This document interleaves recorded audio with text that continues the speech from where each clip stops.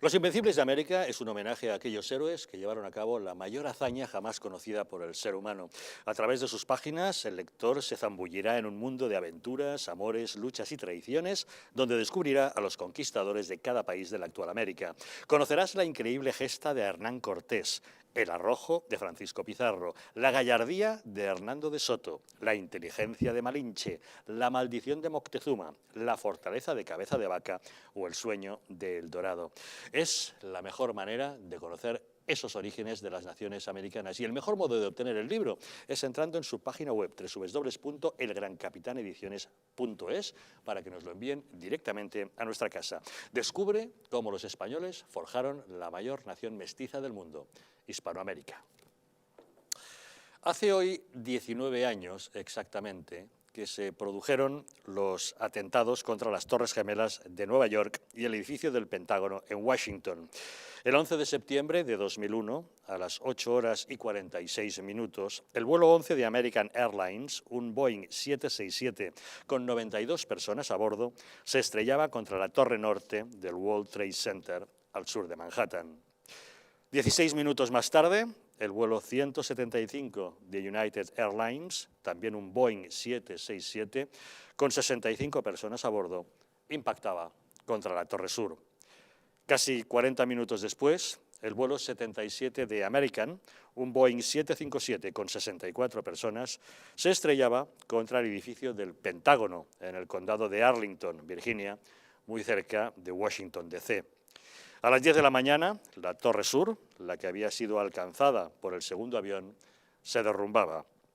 En ese momento, otro avión, el vuelo 93 de United, se estrellaba a campo abierto en Pensilvania, al parecer, durante un enfrentamiento de la tripulación y los pasajeros contra los secuestradores para recuperar el control del aparato. Y apenas media hora más tarde, también colapsaba la Torre Norte. En total murieron 2.996 personas. El presidente de los Estados Unidos, George W. Bush, se dirigía tras los atentados a sus compatriotas y al mundo. Se acababa de declarar la guerra de Occidente contra el terrorismo yihadista. Americans are asking, who attacked our country? The evidence we have gathered all points to a collection of loosely affiliated terrorist organizations known as Al-Qaeda. They are some of the murderers indicted for bombing American embassies in Tanzania and Kenya and responsible for bombing the USS Cole. Al-Qaeda is to terror what the mafia is to crime. But its goal is not making money. Its goal is remaking the world and imposing its radical beliefs on people everywhere. Al-Qaeda estaba en el punto de mira y su líder, Osama Bin Laden, era el objetivo a batir. El primer paso dado por Estados Unidos en la guerra contra el terrorismo fue la invasión de Afganistán el 7 de octubre de 2001 por fuerzas de la OTAN y la Alianza del Norte con el apoyo de las Naciones Unidas ante la negativa del gobernante régimen talibán de entregar a Osama Bin Laden, que supuestamente se había refugiado en ese país. El siguiente paso, la invasión de Irak el 20 de marzo de 2003, que desencadenó la guerra. Estados Unidos y Gran Bretaña lideraron una gran coalición internacional que contó con el apoyo de España y de Italia, entre otros muchos países. La victoria de los aliados causó el derrocamiento del gobierno de Saddam Hussein. Desde entonces, el terrorismo yihadista ha sido la gran amenaza de Occidente, con sangrientos atentados en multitud de países. También en España, con las mochilas bomba en los trenes del 11 de marzo de 2004 en Madrid, o el atropello masivo de peatones en las Ramblas de Barcelona el 17 de agosto de 2017. Hasta este momento, la amenaza del yihadismo sigue siendo una amenaza global para todos los países de Occidente. Don César, ¿qué podemos decir 19 años después de ese asunto que cambió, sin lugar a dudas, el mundo? Pues la verdad es que viendo las imágenes que habéis puesto de colas de la caída de las torres, yo no sé ya cuántas veces las habré visto, tanto cuando ocurrieron los hechos como después, y cada vez que veo caer las torres sigo sin creérmelo. O sea, me parece algo tan absolutamente diabólico, demoníaco, que alguien pudiera concebir un plan basado en secuestrar aviones de línea de pasajeros para empotrarlos contra rascacielos donde había miles de personas trabajando, me parece de un nivel demoníaco en tal extremo que me cuesta creer que eso pasara aún hoy, casi 20 años después, que ya han pasado 19 años, que se dice pronto, ¿no? Pero detrás del 11S y detrás de todo el terrorismo islámico, a mí no me gusta llamarlo terrorismo yihadista porque es el término que ha conseguido la izquierda generalizar para blanquear el terrorismo islámico. Y una cosa es no estigmatizar a una persona por el mero hecho de ser de confesión musulmana o islámica, y otra cosa es negar la evidencia de que la religión islámica es contraria a los principios occidentales en muchos aspectos. Y eso es así. Entonces, yo no soy partidario de discriminar a ni una sola persona por el mero hecho de que profese la religión islámica, pero sí digo que muchos de sus preceptos están en clara contradicción con los principios occidentales y con las bases del pensamiento occidental. Y eso debemos tenerlo muy en cuenta y debemos tenerlo muy presente. Y ahora que, por ejemplo, en Cataluña ya se da clase de religión islámica como, en fin, como si fuera algo normal o algo habitual, pues creo que es muy preocupante, porque a fin de cuentas, dentro del mundo islámico siempre hay un porcentaje importante que lo que pretende es usar esa religión para acabar con Occidente, y lo estamos viendo. Hace unos días veía imágenes de un grupo muy numeroso de personas de religión musulmana caminando por calles de Irlanda pidiendo la sharia, en Irlanda. Cada vez más vemos cómo hay grupos de presión o el lobby musulmán que se empeña en que las ciudades en Navidad no se adornen. Cada vez vemos cómo intentan que los occidentales, o en Europa en concreto, que renunciemos a nuestra cultura y a nuestra tradición cristiana para que los musulmanes venidos de otros países no se sientan ofendidos. Pues señores, si a ustedes les ofende nuestra cultura y nuestra herencia cristiana, ¿qué hacen en Europa? Nadie les ha pedido que vengan ustedes aquí. Si ustedes vienen a Europa, será porque reconocen que nuestro continente y nuestra forma de vida y nuestra sociedad se vive mucho mejor que en la suya. Y si no, vuélvanse a su desierto, que nadie se lo impide, o a su lugar de procedencia, con el debido respeto. Pero esto de que venga aquí un montón de gente que no se amolda y que no respeta y que pretende acabar con nuestra cultura y nuestras tradiciones, y que nosotros lo aceptemos de esta manera, o que en Francia hace unos años hubo un debate, no recuerdo en qué ciudad de Francia, donde los lobbies musulmanes exigían la retirada de la carne de cerdo de los menús escolares.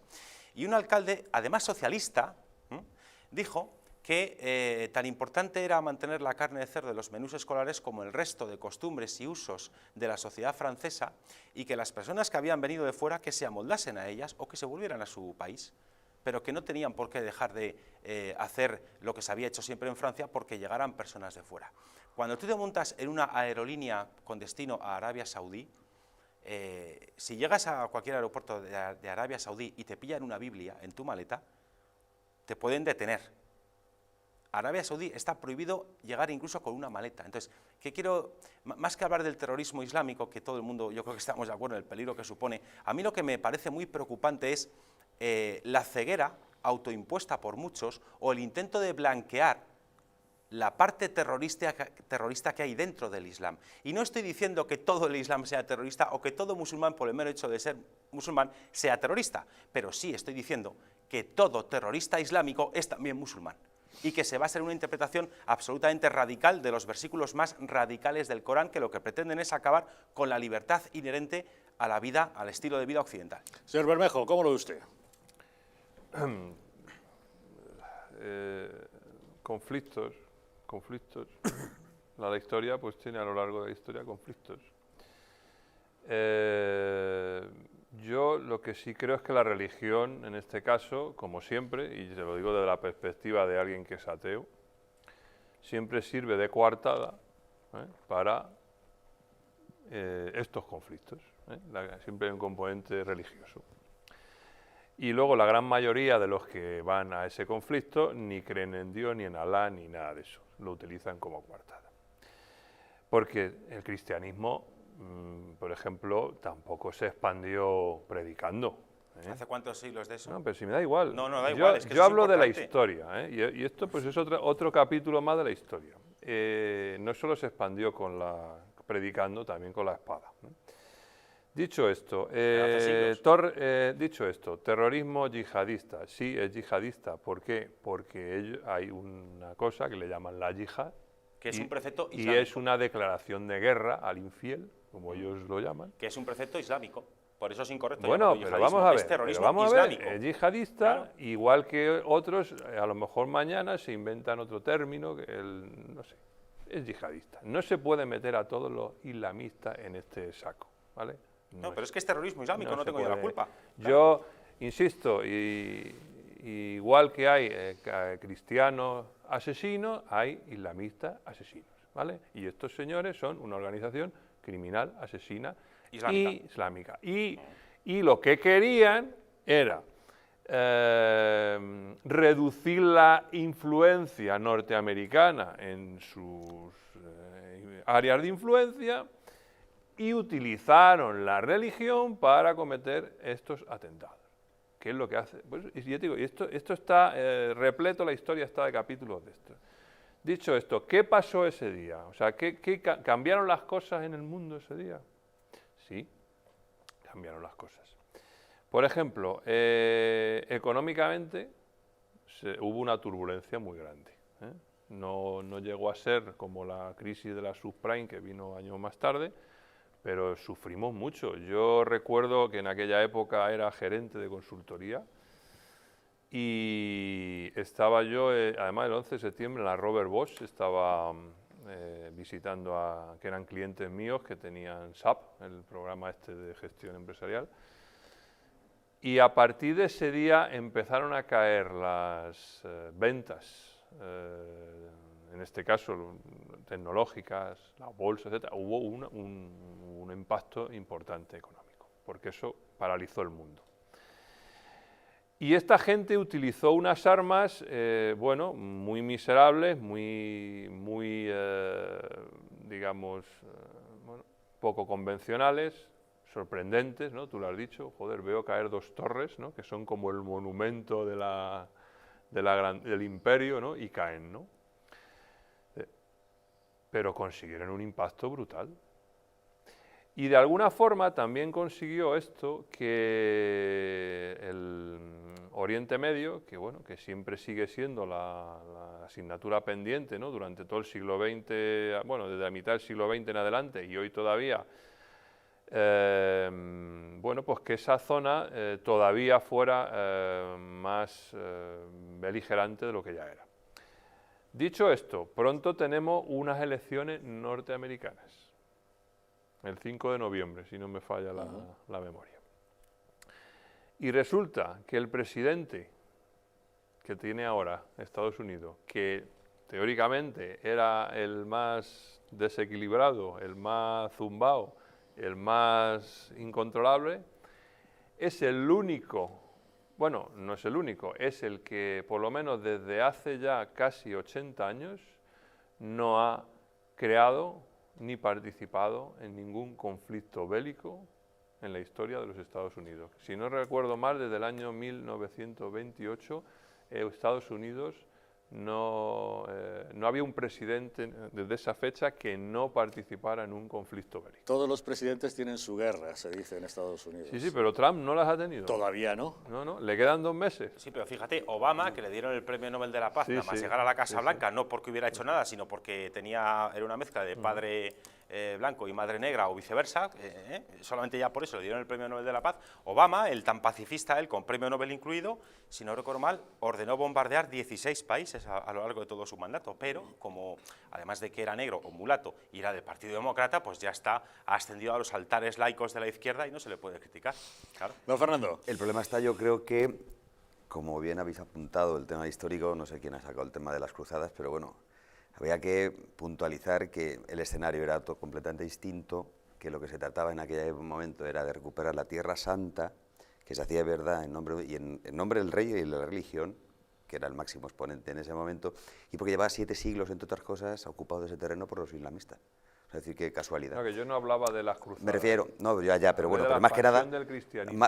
No, pero bueno, los digo, romanos, en narración, los primeros que en empezaron relación, a expandir. Claro, pero en relación con lo que has apuntado antes, porque efectivamente, claro, se llevaban sables porque, lógicamente, en aquel momento no había otro tipo de armas y se llevaban, claro, Para conquistar tienes que ir haciendo pupa. Además, los musulmanes no es que hicieran mucho diálogo en aquella época, ¿verdad? No, bueno, no, porque... ¿Cómo conquistaron España? A La sangre y guerra fuego, ¿no? civil española era una cruzada para los nacionales. Pero es que utilizamos la palabra cruzada de una forma muy ahí, vale para muchas cosas.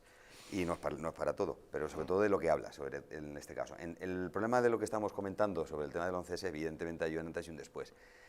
Y yo creo que todavía los gobiernos actuales de Occidente no están bien, o por lo menos relajados, están completamente en la inopia en muchas cosas de estas. Es decir, entre otras cosas, por ejemplo, en nuestro país, que es al que, hombre, me importa, por ejemplo, por el execrable atentado que tuvimos, bueno, ocasión de poder comprobar todos los que estamos aquí, muchos de los que estamos aquí. Entonces, con lo cual, en España, después de 19 años, que dijo Javier, aquí tenemos que tener mucho cuidado con esta situación, porque nosotros estamos en un punto neurálgico para este tipo de acción.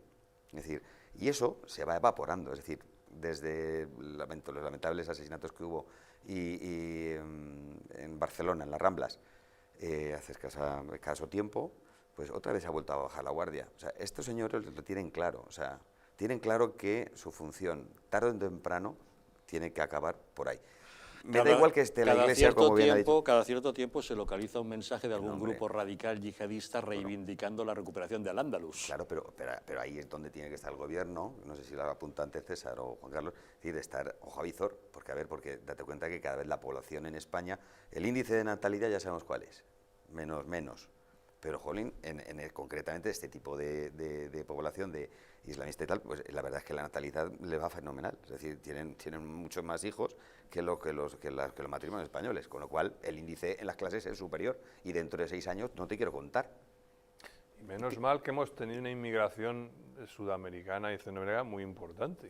Sí, que pero eso lo ha compensado. Sí, porque como usted sabe, los separatistas de Cataluña desde la Generalitat fomentaron la inmigración musulmana en contra de la iberoamericana porque la hispanoamericana venía hablando español, con lo cual ya no aprendían catalán. En cambio, alguien que viniera de un país ignoto aprendería el idioma que le dijeran que había que aprender y por eso les podían imponer el catalán.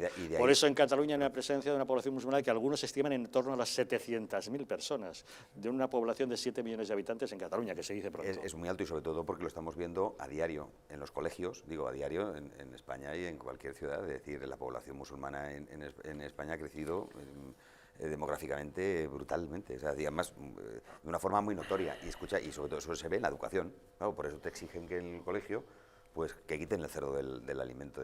Mire usted, el que se tiene que adaptar es usted que viene al país receptor. Exacto. No yo al que viene usted. Yo le puedo recibir con toda la amabilidad y con toda la... Bueno, creo que siguen llegando barcos. Yo no sé exactamente cuánta gente vive en España ya, porque ni si los tienen todos contados, porque cada día llegan más barcos. O sea, pero claro, ya ni los dicen en la prensa.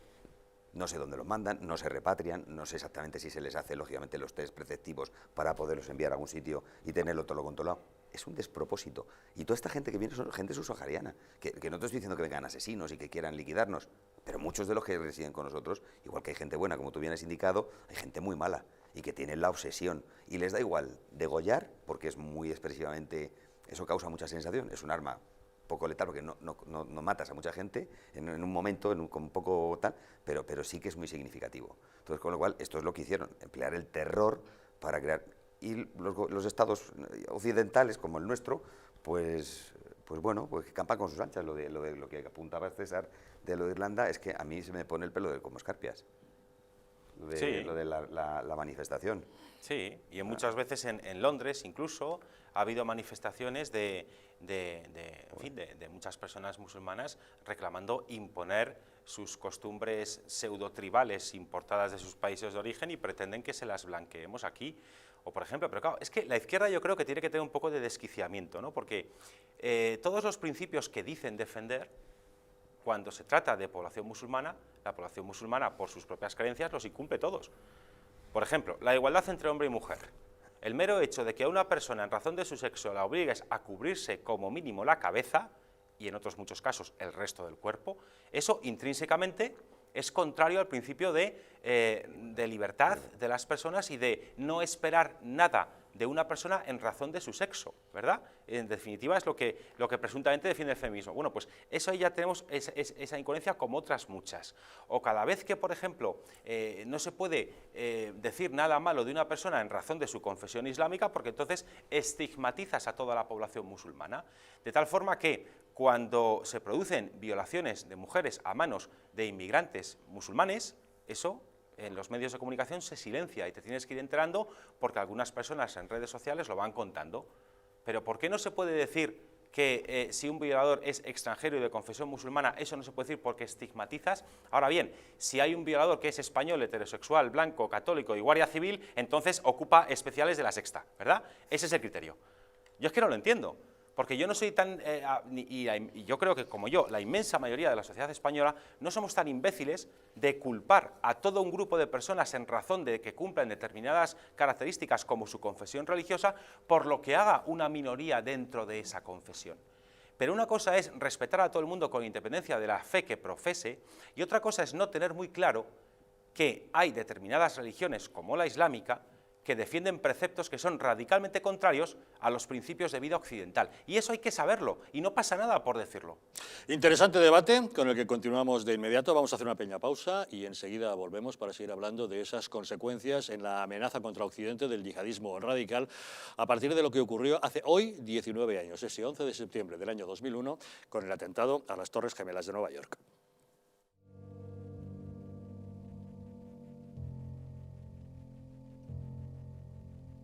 España no va a tener, como mucho, más allá de algún caso diagnosticado. ¿Qué le diría usted a una mujer que está dudando en ir o no a la manifestación del 8 de marzo? ¿Qué le diría? Que le va la vida, que le va su vida. Y el motivo es el miedo. No hay una razón médico-sanitaria. Y que no hay ninguna razón de salud pública que aconseje tomar ninguna medida o que impida la celebración de eventos de este tipo. Denunciábamos que los medios estábamos siendo demasiado alarmistas con el coronavirus. ¡Vamos a morir todos! ¡Estefanía! ¡Estefanía! ¡Gritad Estefanía! No hay nada de qué preocuparse, estamos muy tranquilos, ¿vale? El gobierno estaba perfectamente al corriente de los datos que tiene ahora desde el pasado día 4, pero no quiso tomar medidas justamente para no deslucir esa manifestación.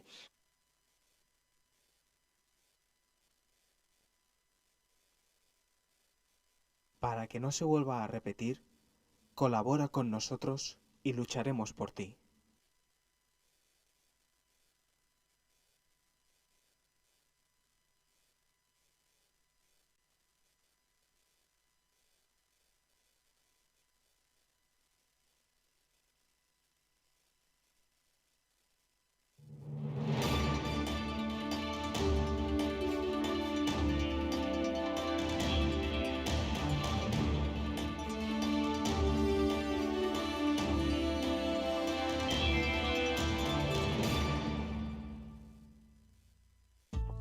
La presencia del colágeno en la composición de huesos, piel, ligamentos, cartílagos y tendones es imprescindible para frenar su deterioro.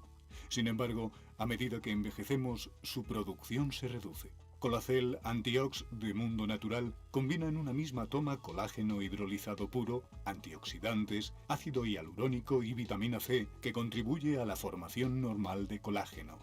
Haz del tiempo tu gran aliado. Colacel Antiox.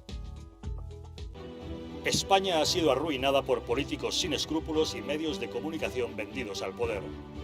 Es la hora de defender nuestra nación, porque la verdadera libertad consiste en estar bien informado. Hazte miembro del Club Patriótico del Distrito. Dependiendo del nivel, podrás tener acceso a contenidos exclusivos y conocer a nuestros presentadores y colaboradores. Y por último, podrás convertirte en un auténtico contertulio de los intocables y acompañarnos en nuestra comida semestral de amigos. Nosotros invitamos. Únete al Club Patriótico del Distrito, la televisión de la resistencia. En patreon.com/DistritoTV o llamando al 913-719-167. Un estilo de vida saludable, la dieta y el ejercicio físico ayudan a disminuir los niveles de colesterol. Divecol Forte de Mundo Natural contiene cardo mariano, coenzima Q10 y levadura de arroz rojo que aporta 10 miligramos de monacolina K que contribuye a mantener niveles normales de colesterol sanguíneo. Protege tu corazón, protege tu salud. Divecol Forte de Mundo Natural.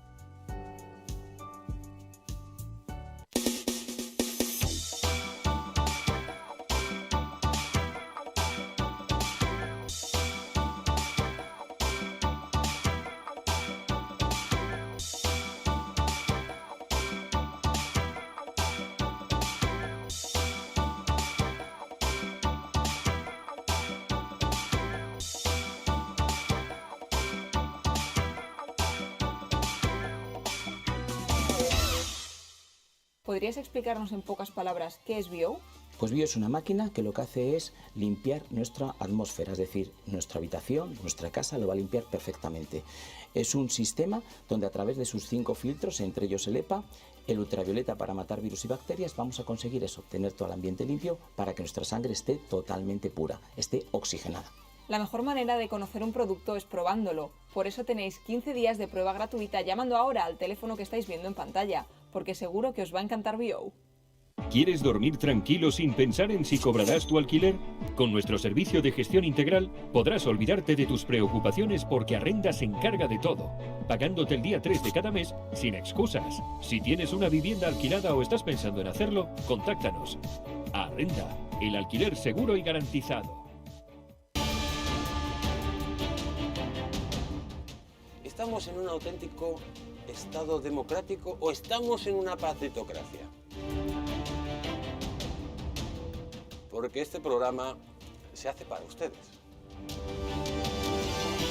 La ciudadanía está quedando atónita a lo que estamos viendo. Vamos a ver cosas que nunca se imaginarían. Lo que ha pasado en España demuestra que Falconetti no es tonto. Que la democracia, ¿qué es lo que es, amigos? El imperio de la ley. Esta izquierda rancia lo que quieren es exterminar todo aquello que no piensan exactamente igual. El castigo va a ser terrible para todos los partidos.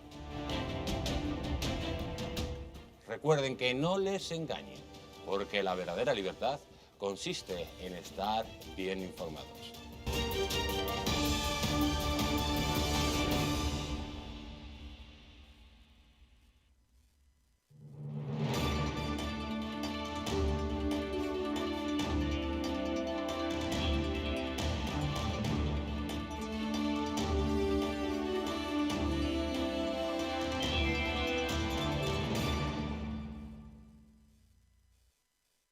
El principal riesgo de tener alto el colesterol son las enfermedades cardiovasculares. Existen determinados factores que incrementan el riesgo de padecerlas. Algunos no son modificables, como nuestra edad o los antecedentes familiares. Sin embargo, hay otros sobre los cuales podemos actuar si mantenemos una dieta y un estilo de vida saludables y realizamos ejercicio físico con regularidad. Divecol Forte, de Mundo Natural, es un complemento alimenticio que incorpora la coenzima Q10 y el extracto de cardo mariano, así como levadura de arroz rojo. Y es que está demostrado que una ingesta diaria de 10 miligramos de monacolina K, procedente de preparados fermentados de arroz de levadura roja, contribuye a mantener niveles normales de colesterol sanguíneo. Así que no lo olvide, Divecol Forte, de Mundo Natural, de venta en parafarmacias y tiendas especializadas, en el teléfono 914460000 o en su página web parafarmaciamundonatural.es. El atentado del 11 de septiembre del año 2001, con esa espeluznante imagen de los aviones estrellándose contra las Torres Gemelas de Nueva York, marcó el inicio de la guerra de Occidente contra el terrorismo yihadista. Saddam Hussein y Osama Bin Laden fueron ejecutados, pero el fanatismo radical siguió adelante. El relevo lo tomó Estado Islámico y multitud de organizaciones. Y los fanáticos han protagonizado ataques de todo tipo, incluso como lobos solitarios que únicamente necesitan un Kalashnikov, un machete o un vehículo para atropellar indiscriminadamente. Es la guerra global contra el terrorismo yihadista. Maybord Petit es una escritora, investigadora y politóloga venezolana especializada en crimen organizado transnacional. Maybord Petit, muy buenas noches. No escuchamos, no sé si nos escucha Maybord Petit. Hola, saludos. Sí, los escucho. Ah, es que la escuchamos muy flojito. Vamos a ver si nuestros compañeros pueden subir ese volumen.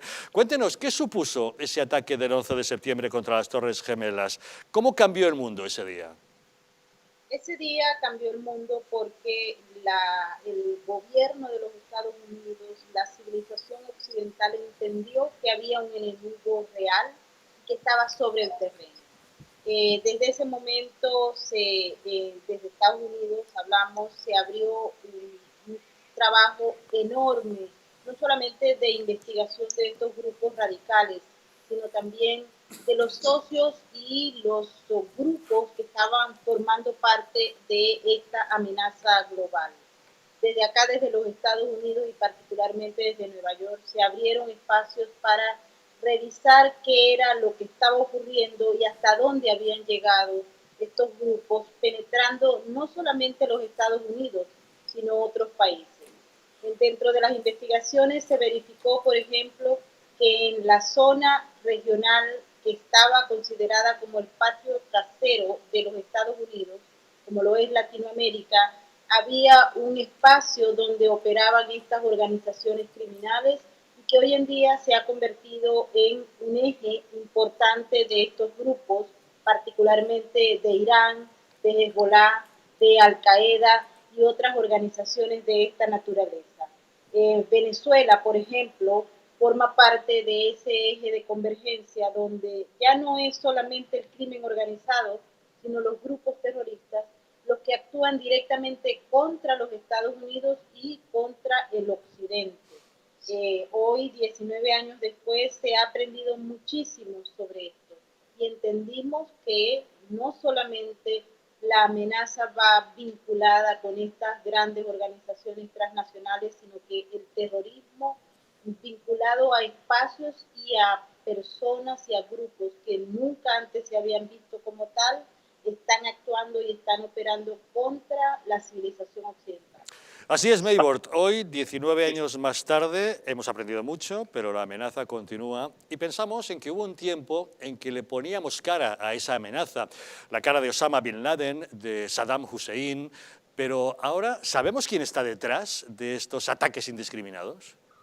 Ahí es donde está el grave problema, porque es una organización y actores suprarregionales que actúan en conjunto. Esto es global, hay caras desconocidas.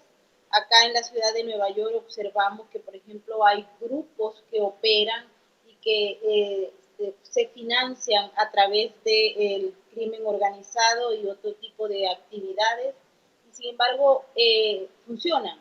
Lo hemos visto en Europa y en todo el mundo.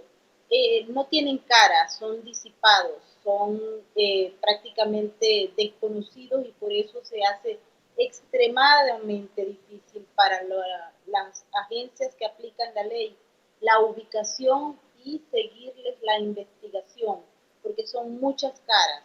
En estos momentos le puedo decir que conozco de investigaciones que se hacen desde Uruguay y Paraguay, donde existen elementos que operan desde hace muchísimos años, hasta Canadá. Y es muy difícil por el número de personas que participan, por lo secreto de esas operaciones y también por los mecanismos que se utilizan. Cuando uno recuerda el ataque a las Torres Gemelas de Nueva York, al Pentágono, uno se entera que ellos actuaron de una manera tan secreta y tan perfecta que hasta hoy hay muchos especialistas que están averiguando cómo fue que se produjo este atentado. Cada día se descubren elementos nuevos, pero ellos están allí, están presentes y eso sin duda alguna ha despertado no solamente la comunidad de especialistas y expertos en las áreas que están formando parte de este proceso que lleva a la discusión y averiguación de cómo puede hacerse frente a una guerra que es silenciosa, que ya abarca todo lo que es la parte de inteligencia, de contrainteligencia, con mecanismos de espionaje jamás vistos, sino también el hecho de que se ha utilizado la tecnología, todos los avances de lo que es la parte de los ciberataques para conformar un escenario que es muy complejo y ante el cual muchos de los países no están preparados desde el punto de vista tecnológico para comprender qué es exactamente y cuáles son las estrategias que se están usando por parte de estos grupos terroristas para avanzar en este proyecto. Creo que uno de los aspectos, Javier, que hay que tomar en cuenta en esta lucha es que todos los países que están a favor de la civilización occidental deben unir esfuerzos para trabajar en contra de estos grupos, porque creo que han avanzado a pesar de todo lo que se ha hecho hasta el momento.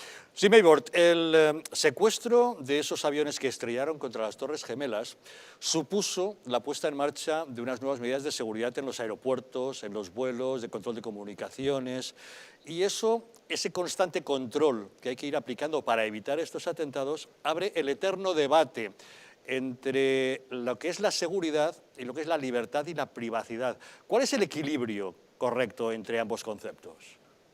Recientemente se dio en la ONU una discusión sobre este tema y no existe un equilibrio real porque hay que sacrificar un poco de libertad por encima de la seguridad.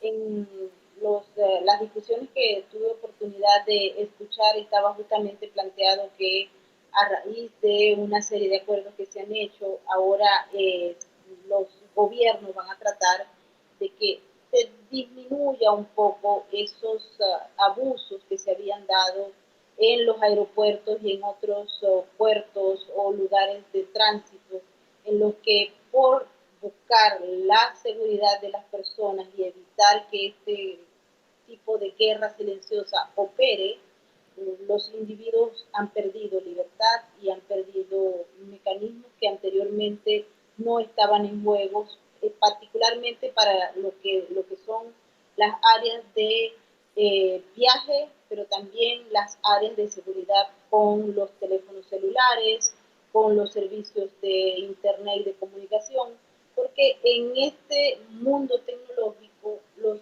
terroristas operan y a veces el ciudadano, por estar pidiendo mayor libertad, le da espacios a los grupos terroristas para que avancen en sus objetivos y utilicen los servicios de telefonía celular, los servicios del internet para avanzar, ubicar puntos de ataque y también para conocer mayor información sobre la sociedad, sobre los gobiernos, sobre las instituciones e inclusive sobre la misma propiedad privada. Un último detalle, Maybord. Mañana mismo, mañana sábado, se inician en Doha, en la capital catarí, las conversaciones de paz entre el gobierno de Afganistán y el movimiento talibán. ¿Qué expectativas de éxito podemos encontrar en encuentros de este tipo? Se ha hablado sobre posibilidades altas debido a los mecanismos de mediación que se están utilizando con los grupos que están dentro de ese proceso de diálogo. Sin embargo, hay que recordar que no hay una línea única de voces dentro de Afganistán en particular, porque ahí hay algunas divisiones, hay unos grupos que deciden ir al diálogo y hay otros que no lo hacen, y ahí es donde está el peligro de que todos los procesos puedan fallar cuando hay disidencias entre las personas que van a discutir y que quieren y ansían la paz y otros que, por el contrario, forman parte de estas agrupaciones que no están en pro de la paz, sino en pro de la guerra. Maybord Petit, investigadora especializada en crimen organizado, muchísimas gracias por atender a Los Intocables desde Nueva York. Un placer estar con ustedes. Gracias, un saludo. Bueno, no sé si alguno de vosotros tiene algo que decir acerca de ese debate que le planteaba a Maybord Petit, acerca de la seguridad, por un lado, frente a la libertad y la privacidad. ¿Cuál es el equilibrio correcto entre ambos conceptos? Yo creo que la mayor falta de libertad que puedes tener en la vida es que te maten, porque entonces ya no puedes hacer nada. Entonces, que haya una mayor vigilancia a través de la tecnología, puesto que los terroristas se prevalen de esa tecnología para matarnos, o al menos intentarlo, ¿qué problema puede plantear eso? Es decir, a mí personalmente, yo entiendo que esto es una opinión muy personal, puede que haya personas que le molesten, ¿no? Pero yo no tengo problemas en que, en fin, los correos electrónicos a lo mejor tengan palabras clave que si las escribes se guarden en una base de datos para su posterior revisión. ¿Que monitorice tu posición a través del teléfono móvil? No, a mí qué problema me plantea eso. Si de todas maneras, yo cuando voy con mi coche y hay cámaras de tráfico por las autopistas, por Madrid, etcétera, etcétera, queda registrado con la matrícula de mi coche que está a mi nombre. Vale, bien, puede que yo no vaya dentro del coche, bien, pero ya se sabe dónde está mi coche. Entonces, ¿qué diferencia hay? El problema, yo creo que de que se monitoricen estas cosas, en mi opinión, los que más problema tienen son los que a lo mejor tienen algo que ocultar, pero los que llevamos una vida normal, o como por ejemplo, cada vez que se plantea el debate de si se ponen cámaras en las calles, ¿verdad? ¿Qué problema puede tener que se pongan cámaras en las calles? Los que de verdad tienen problemas con que se pongan cámaras en las calles son los que dan tirones en los bolsos, los que te atracan, los que quieren desvalijar un cajero automático por la noche, los que quieren robar coches, los que vamos andando por la calle con normalidad. ¿Qué problema tenemos de que nos graben en la calle? No puede haber ningún, entiendo yo, por lógica. Otra cosa es que intenten grabarte en tu domicilio, o que intenten obtener conversaciones privadas en tu casa, o que intenten grabarte llamadas telefónicas. Eso ya es otro tipo de cosas, pero hay elementos básicos que pueden servir para detener delincuentes en general, no ya solamente terroristas, que es un debate falso el plantearlo en estos términos. ¿Cómo lo es? Bueno, yo creo que por eso hay una separación de poderes, ¿no? Para que no se utilice esas intervenciones de datos, conversaciones, imágenes, etcétera, con otros fines. Y por eso hay un poder judicial que es el que tiene que, aquí hay un letrado, sabrá más que yo de esto, que es el que tiene que garantizar esos derechos y también salvaguardar a la sociedad de peligros, precisamente permitiendo ese tipo de intervenciones. No hay nada de qué sorprenderse. Otra cosa es que se utilicen los datos y nuestros hábitos, como siempre, para temas económicos, que al final esto es la madre del cordero. El dinero es el que mueve todo esto. Y lo que dice ella es así. Es decir, nosotros estamos expuestos al terrorismo por la tecnología, pero también al terrorismo económico, que lo sufrimos todos los días.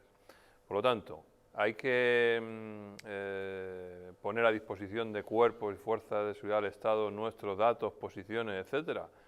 Sí, pero siempre que haya detrás un poder judicial que garantice que no se van a utilizar para otras cosas. ¿Eso de terrorismo económico qué significa exactamente? ¿La traducido del Juan Carles al bueno, español? Yo creo que el terrorismo económico es, por ejemplo, usted y yo ahora mismo estamos hablando de esto. Yo estoy bastante seguro que este móvil nos está escuchando.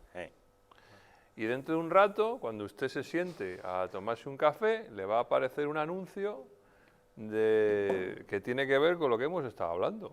Bueno, espero que no solamente este móvil lo esté escuchando, sino muchísimas personas nos estén escuchando a través de eso yo le llamo terrorismo. Pero como esto no es una conversación secreta. Sí, pero hombre, que le pongas el calificativo de terrorismo me parece exagerado. Llámalo uso fraudulento, llámalo de otra manera. Terrorismo, es Juan terrorismo, Carlos, macho, te es pasas terrorismo 3 pueblos. también, sí, porque provoca terror y provoca daños. No solo la muerte es sinónimo de terrorismo. Vamos a ver.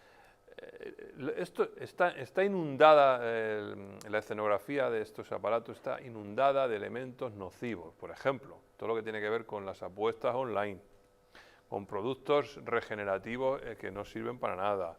Y todo eso al final acaba provocando en muchas familias y en muchos entornos ruina, desgracia y rupturas. Ya, pero también lo tienes en la televisión, en los medios de comunicación. Por supuesto, por supuesto. O sea, con lo cual, el problema está en que cuando tú utilizas esos medios, y además yo recientemente hace ya unos meses, antes de la pandemia, comenté un artículo sobre la Guardia Civil lo que quería hacer a la hora de practicar el test de la alcoholemia, es decir, que era la grabación de la persona.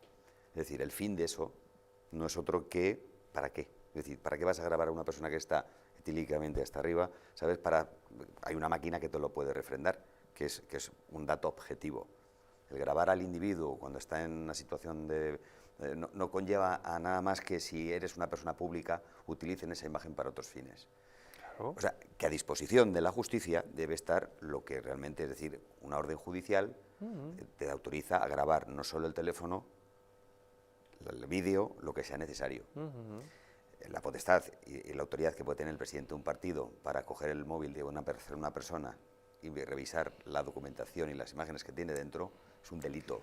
Ahí te doy la razón porque todos recordamos el caso de Cristina Cifuentes con una grabación hurtando unas cremas en un supermercado que luego entregó, abonó, con lo cual no hubo delito. Esas grabaciones, por tanto, no eran constitutivas de ningún tipo de investigación y tenían que haber sido destruidas, según ley, a los 15 o a los 30 días. Sin embargo, años después fueron utilizadas para extorsionarla y obligarla a presentar la dimisión y se la persiguió a ella por un delito que no había cometido y nadie persiguió el auténtico delincuente, que era la persona que no había destruido esas cintas y que las había utilizado de manera fraudulenta. Es decir, que hay que llevar mucho cuidado con ese tipo de asuntos. Por eso le doy la razón a César, en el sentido de que las cámaras en las vías públicas pueden servir para muchos fines, entre otras cosas la seguridad, que es de lo que se trata, de que el ciudadano se sienta seguro, no para evitar a lo mejor no para evitar los riesgos de atracos, que también, pero eso sí empezó sobre todo a mover muchísimo de una forma directa con la Kale Borroka en el País Vasco, es decir, porque claro, lógicamente tienes que tratar de identificar a las personas que están haciendo ese tipo de tal, que no somos ninguno, ni de coña, ni la mayoría, ni una minoría, y por supuesto algún ladrón o algún tal.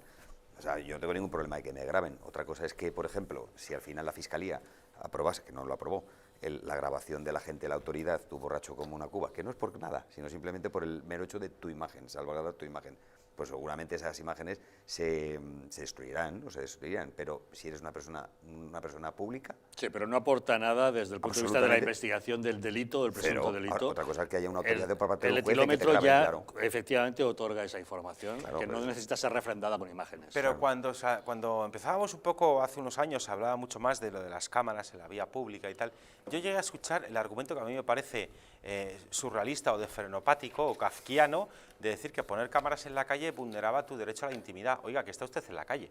Vamos a ver, es que el derecho a la intimidad no se puede esgrimir... A la vista de todo el mundo. Claro, cuando sales a la vía pública, entiendo yo que el derecho a la intimidad lo podrás esgrimir dentro de tu domicilio, evidentemente. Se podrá violar ese derecho a la intimidad si esas imágenes fueran utilizadas después para ser emitidas por televisión, por ejemplo, y comentar. Fíjense en ese señor que cruza la calle que va vestido de verde. Si está tipificado, claro, Javier. Es que pero si no es así, si es simplemente por una cuestión de seguridad, no pasa nada. Claro, te excedes. La grabación famosa de tú puedes grabarte lo que tú quieras en tu intimidad y transmitir esas imágenes a quien tú quieras. Lo que pasa es que le depositas en la responsabilidad a la persona que le transmites esas imágenes. ¿Qué hace con ellas? Si las destruye, ahí habrá dado todo. Pero si no las destruye y las utiliza o las enseña, ahí sí que ya tiene un problema.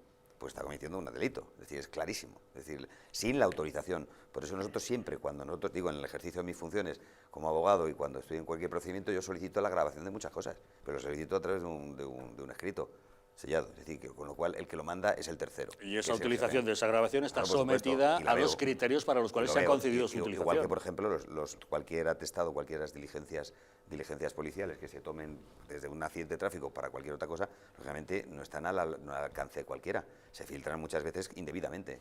Y hay responsabilidad, claro. Interesantísimo debate sobre el que tendremos ocasión de volver, estoy convencido. Don Juan Carlos Bermejo, muchas gracias por habernos acompañado. Un placer, don Javier. Pase usted un buen fin de semana. Igualmente. Gracias por habernos acompañado. Don Fernando Fanego, gracias también por haber estado con nosotros. Muchas gracias, don Javier. Lo mismo le digo y lo mismo para usted, don César Sinde, gracias por estar con nosotros y buen fin de semana. Gracias a usted, don Javier, igualmente.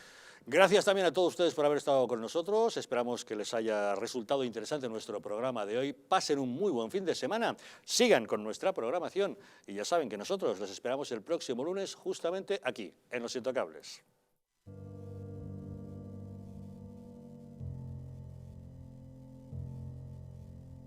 España no va a tener, como mucho, más allá de algún caso diagnosticado. ¿Qué le diría usted a una mujer que está dudando en ir o no a la manifestación del 8 de marzo? ¿Qué le diría? Que le va la vida, que le va su vida. Y el motivo es el miedo. No hay una razón médico-sanitaria. Y que no hay ninguna razón de salud pública que aconseje tomar ninguna medida o que impida la celebración de eventos de este tipo. Denunciábamos que los medios estábamos siendo demasiado alarmistas con el coronavirus. ¡Vamos a morir todos! ¡Estefanía! ¡Estefanía! ¡Gritad Estefanía! No hay nada de qué preocuparse, estamos muy tranquilos, ¿vale? El gobierno estaba perfectamente al corriente de los datos que tiene ahora desde el pasado día 4, pero no quiso tomar medidas justamente para no deslucir esa manifestación.